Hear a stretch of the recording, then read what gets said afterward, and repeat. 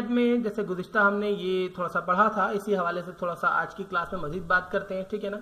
इसको मैं कर देता हूँ या ओपन, इसको मैं कर देता हूँ कैंसिल, ठीक है। मैंने इसे किया, 1 मिनट रुकिए, मैंने सिंपली इसे कर दिया कैंसिल। कैंसिल करने के बाद देखिए मेरे पास ये सिंपल ड्राइंग की जो है वर्क स्पेस आ चुका है, वर्क एरिया आ चुका है, मॉडल एरिया जिसे हम कहते हैं।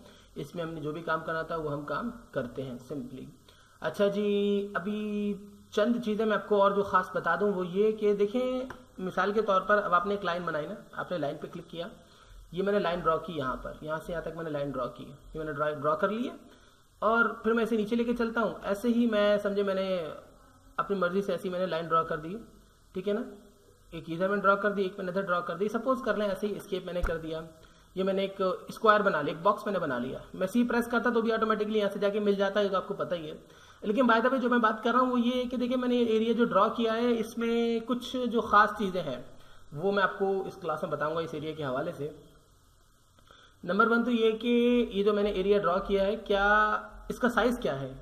देखिए आपको ऑटो कैड में जब सिविल पे काम करना होता है ना, तो आपको हर चीज़ का साइज़ पता होना चाहिए। इसका साइज़ क्या है, इसका साइज़ क्या है, इस लाइन का साइज़ क्या है और इस लाइन का साइज़ क्या है।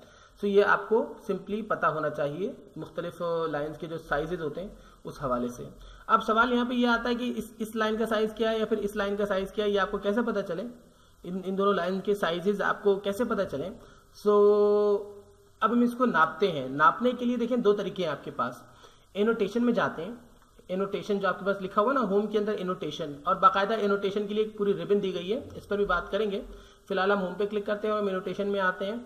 इसके अंदर देखिए सबसे पहले जो एरिया आपके पास है ना, सबसे पहले जो आपके पास कमांड है ये ए के बराबर में, ये है लीनियर। इस पर आप क्लिक करेंगे, ये दरअसल डायमेंशन लेने के लिए होती है। ये लीनियर है, ये अलाइंड है और ये एंगुलर है। ये सब डायमेंशन है, ये लीनियर डायमेंशन है, अलाइंड डायमेंशन है और ये एंगुलर डायमेंशन है, ठीक है। अच्छा जी, लीनियर सिंपली अगर हम ले लेते हैं, मैं पिक कर देता हूं। मैंने यहाँ पे अब ले लिया, लीनियर पे मैंने क्लिक कर दिया। सिंपली देखें लीनियर पे मैंने क्लिक किया, एक्टिव हो गए dim linear, specify first extension line origin और सेलेक्ट ऑब्जेक्ट सेलेक्ट करें। अभी पहली लाइन बताएं। सो पहला पॉइंट मैं बताता हूँ, यहाँ पे यहाँ से शुरू हो, और दूसरा पॉइंट ये जिस लाइन को नापना हो तो इसके एंड में, नहीं तो मैं देखिए मेरे साथ ये ऑरेंज लाइन चल रही है, ऑरेंज लाइन चल रही है, लेकिन कोई प्रॉब्लम नहीं है मुझे इससे। मैं सिंपली इसे यहाँ पे क्लिक कर दूं या फिर मैं यहाँ पे क्लिक कर दूं। सो एक्चुअली मुझे इस लाइन का जो साइज है वो बताना है, तो मैं इस लाइन के एंड में यहाँ पर मैं क्लिक कर देता हूँ। मैंने क्लिक किया, अब मुझे थर्ड लाइन मांगता है, मैं ऊपर लेके जाऊँगा या नीचे लेके जाऊँ, मुझे थर्ड पॉइंट मांगता है ये मुझसे। अगर मैं ऊपर ले जाके थोड़ा सा क्लिक कर देता हूँ तो देखिए इस तरीके से हमारे पास कुछ नंबर लिखे हुए आ गए, लेकिन नजर नहीं आ रहे।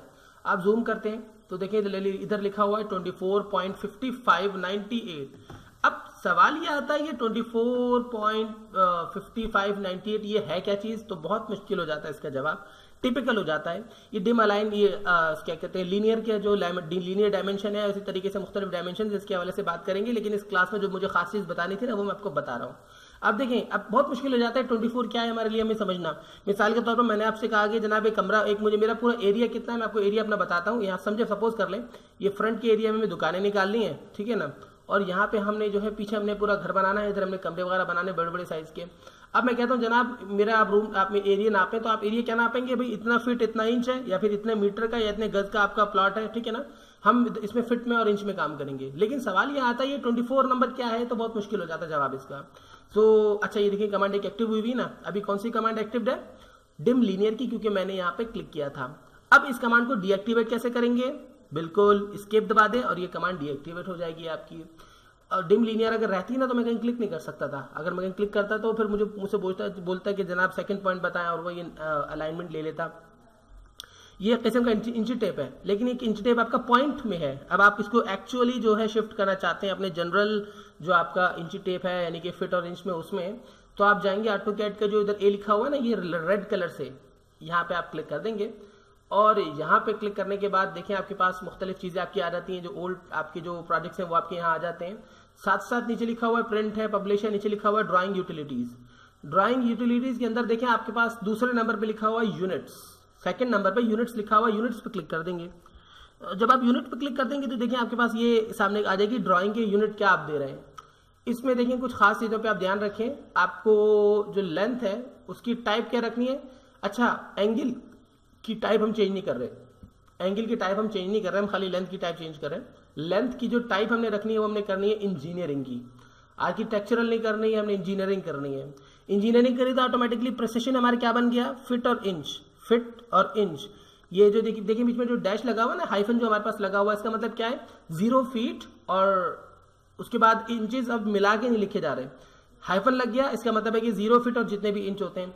अब देखिए इसमें जीरोस का फर्क आ रहा है सबके अंदर, 0 feet 0 inch, 0 feet 0.0 inch, 0 feet 0.00 inch. मैं ये वाला ले लेता हूँ, 0 फीट 0.0 इंच, यानी कि इंच में हमने एक पॉइंट खाली हम ऊपर लेंगे, ज्यादा पॉइंट्स नहीं लेंगे, ठीक है ना। वो फिर आप समझ सकते हैं, वैल्यूज आपको सिंपली मिल जाएंगी।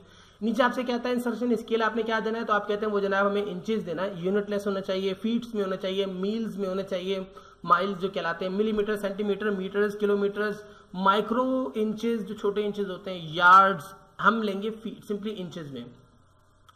यानी कि फॉर एग्जांपल आप एक चीज बनाते हो जो कि 6 इंच की होती है, तो अगर आप उसे फीट में रखोगे ना तो वो 0.5 फीट हो जाएगा।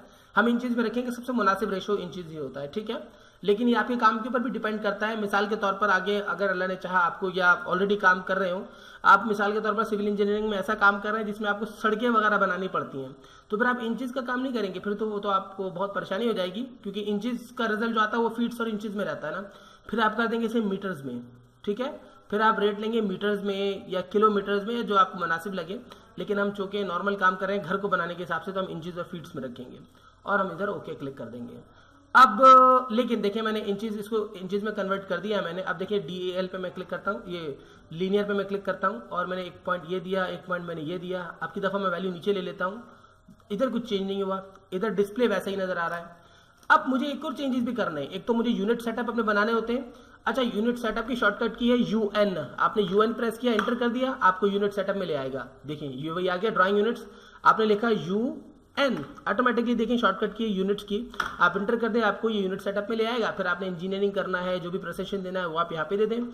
दूसरा वे आपके पास यहाँ पर है, यहाँ पे जाने के बाद ड्राइंग यूटिलिटीज। लेकिन जो चीज़ हमें दूसरी जो चेंज करनी है वो क्या करनी है, दूसरी हमें चीज़, इसको मैं डिलीट कर देता हूँ।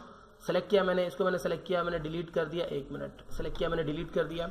दूसरी जो चीज़ मुझे चेंज करनी है वो है, मैं जाऊँगा एनोटेट के अंदर और एक minute, dimensions, this is the override, wait, हम सिंपली क्लिक कर देते हैं यहाँ पर, ये जो एरो लिखा हुआ है ना, डायमेंशंस का जो एरो है, इस एरो पे क्लिक कर देंगे तो पूरी लिस्ट, असल में यहाँ पे पूरी लिस्ट नजर नहीं आ रही ना, इस पे क्लिक कर दें, आपको पूरा मैनेजर खुल के आ जाएगा आपके सामने, डिम्स डायमेंशन स्टाइल मैनेजर।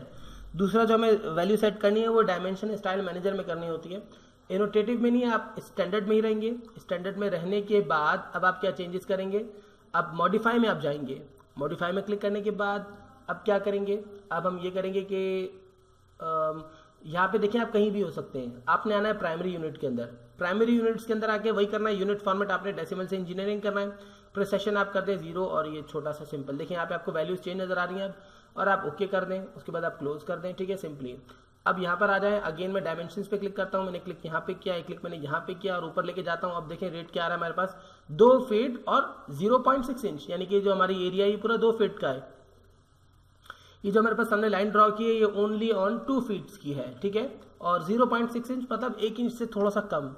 अब मिसाल के तौर पर अगर मैं 0.0 का प्रिसिशन नहीं लगाता तो मेरे पास 0 इंच आता है, या 0.6 नहीं आता है, आधे इंच की हमारे पास वैल्यू आती ही नहीं। हालांकि 2 फीट में आधा इंच बहुत मायने रखता है, ठीक है ना, अच्छा खासा मतलब पूरी वैल्यू चेंज हो जाती है। और जब आप काम कर रहे हो तो आपको बारीक से बारीक वैल्यू को भी बहुत ध्यान से रखना होता है, क्योंकि प्रोफेशनली अगर एक ईंट की भी पोजीशन चेंज हो जाती है ना, या एक ईंट के छोटे हिस्से की भी पोजीशन चेंज हो जाती है तो बहुत ऑकवर्ड हो जाता है, ठीक है ना। बाय द वे अब एक प्रॉब्लम और आता है। अब मिसाल के तौर पर आपने पहले पुराने वाली वैल्यू अगर कहीं अप्लाई की हुई हो तो आप क्या करेंगे, चले उसे तो हमने डिलीट कर दिया था, मैं आगे थोड़ा सा बताता हूँ आपको। अब देखिए अगर आप दूर से देखते हैं तो ये वैल्यू आपको नजर नहीं आ रही है, ये वैल्यू आपको नजर नहीं आ रही है। अच्छा दूसरा मैं एक और चीज़ बता दूं आपको, डायमेंशन में अगर आप यहाँ से क्लिक नहीं करना चाहते ना, यहाँ अगर आप एनोटेट में जाना नहीं चाहते तो आप सिंपल लिख दें DAL, नो सॉरी, आप लिखिए डिम स्टाइल, ठीक है ना, डिम स्टाइल लिखिए आप और इंटर कर दें। DAL तो वो डायमेंशन, असल में वो लीनियर डायमेंशन का टूल है, आप लिखिए डिम स्टाइल और इंटर कर दें। डिम स्टाइल करके इंटर कर दिया, ये हमारे पास आ जाएगा, वही एरिया आ जाएगा। फिर आप मॉडिफाई कर दें, UN से जो है आपके पास आ जाता है यूनिट सेटअप, ठीक है, ड्राइंग यूनिट्स, और डिम स्टाइल से आपके पास आ जाता है, इंटर कर देता हूं मैं, ये डिम स्टाइल मैनेजर, इसे डिम स्टाइल कहते हैं डायमेंशन स्टाइल मैनेजर को। फिर मॉडिफाई पे क्लिक करके आप इसे मॉडिफाई कर दें in the way you want. अब तीसरी जो खास चीज़ है वो है डिम स्केल, डायमेंशन स्केल, यानी कि सो उसके लिए हम क्या करते हैं, उसके लिए मैं जाता हूँ एनोटेट के ऊपर। एनोटेट के ऊपर आने के बाद मैं लिखता हूँ DIM dim scale, dim scale में लिखता हूँ। डिम स्केल लिख के आप एंटर कर दें। अब देखें आपके पास जो साइज लिखा हुआ आता है, ओल्ड जो वैल्यू आपके पास है 0 फीट और 1 इंच, 0 फीट और 1 इंच।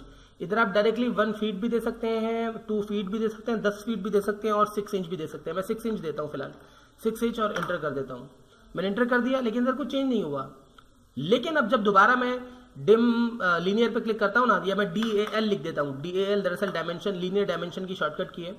मैं यहाँ पे क्लिक करता हूँ और यहाँ पे क्लिक करके नीचे वैल्यू लेता हूँ। देखिए आप बड़ी साइज में हमारे पास वैल्यू आती है, कितना पीछे कर लें अच्छी खासी बड़ी वैल्यू है, लेकिन पुरानी वैल्यू मौजूद है। मिसाल के तौर पर आपने 20 जगह पुरानी वैल्यू अप्लाई की और आप साइज बड़ा करते हैं डिम स्केल का, तो दोबारा उन्हें अपडेट नए सिरे से बनाना मुश्किल हो जाएगा ना। आप क्या करें, आप जाएं एनोटेट के ऊपर और ये लिखा हुआ है, ये लिखा हुआ है, ये रहा टिक के बराबर में लिखा हुआ अपडेट, अपडेट के ऊपर क्लिक कर दें। ये डिम स्टाइल सेलेक्ट ऑब्जेक्ट्स आपके कहेगा, ऑब्जेक्ट सेलेक्ट करें, यानी ये दरअसल आपकी कमांड एक्टिव हो चुकी है। ऑब्जेक्ट आपने सेलेक्ट किया, स्पेस लगा दिया, नई उसके बाद जो वैल्यू है वो अप्लाई हो जाएगी। ठीक है, ये इस तरीके से, ये अपडेट की टूल इस तरीके से काम करती है। तो इसकी प्रैक्टिस करें, इन सब चीज़ों की प्रैक्टिस करें। आई विश कि आपको जो आज हमने क्लास पढ़ी वो समझ में आई होगी। इंशाल्लाह ताला नेक्स्ट क्लास में मजीद आगे बढ़ेंगे, बहुत सारी चीज़ें बाकी हैं। मुझे इजाज़त दीजिए, अल्लाह हाफिज़।